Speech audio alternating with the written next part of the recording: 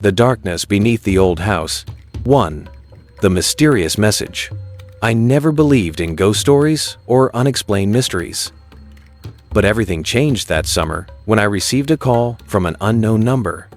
A hoarse voice echoed through the receiver. Do you still remember your grandparents' old house? Don't go back there. If you do, you'll regret it. I froze. The old house? I hadn't set foot there in 15 years. After my grandparents passed away, my parents sold the house to a stranger. I never intended to return, but now the voice on the phone wouldn't leave my mind. Curiosity won. I decided to return to the small town where I grew up, partly to find out who had called me, and partly because I needed to know what was really happening. 2. The abandoned house. When I arrived, I realized the house had been abandoned for a long time.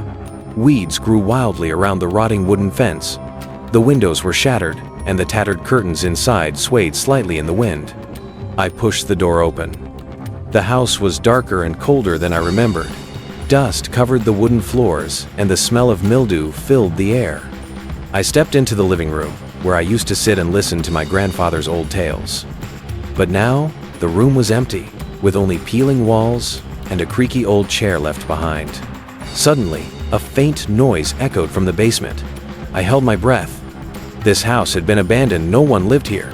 So where did that sound come from? 3. The basement door. The basement door was at the end of the hallway.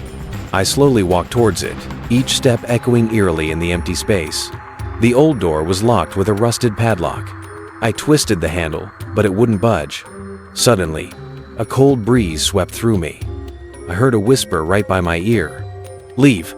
Don't open it. I spun around, but the hallway was empty. A chilling unease filled my chest, but I couldn't stop now.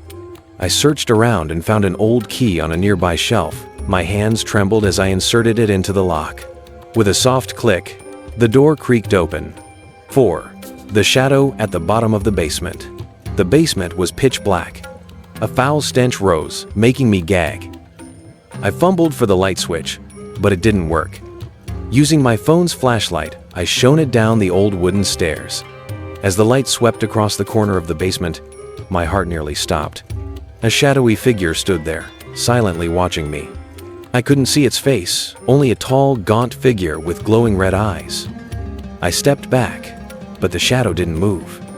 It just stood there, observing. Then, a soft, twisted laugh echoed through the space. It wasn't human, it was distorted, unnatural, as if it came from another world. 5. My grandparents' secret. I bolted up the stairs, slamming the basement door shut. My breaths came in gasps, my heart pounding wildly.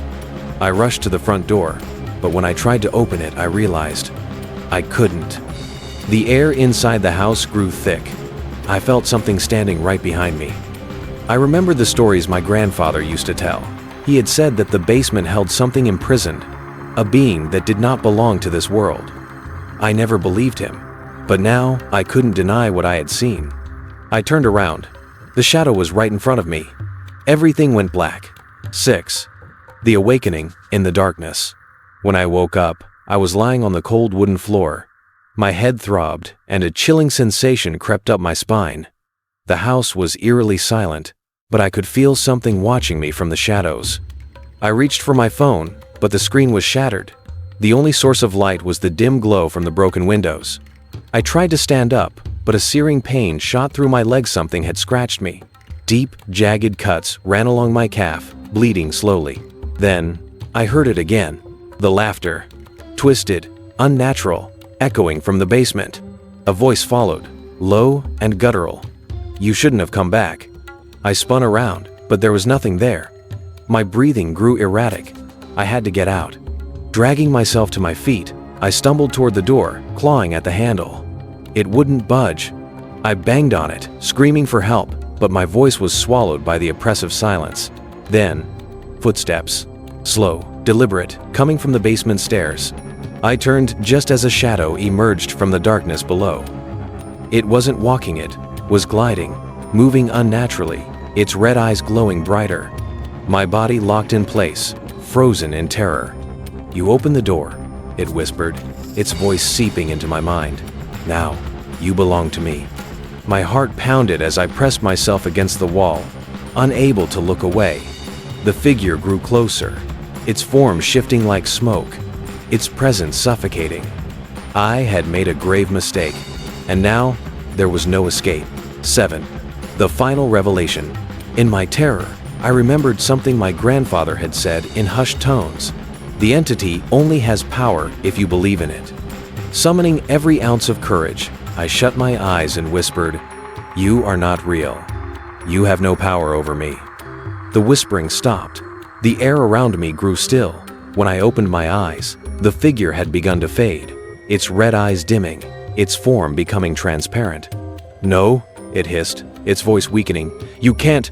With one last burst of determination, I reached for the doorknob and turned it. This time, it opened effortlessly. Light from the outside world poured in, banishing the darkness inside. I stumbled out, gasping for breath. When I turned back, the house was no longer shrouded in shadows. It was just an old, abandoned home. I never went back again. Some doors, once opened, should never be unsealed.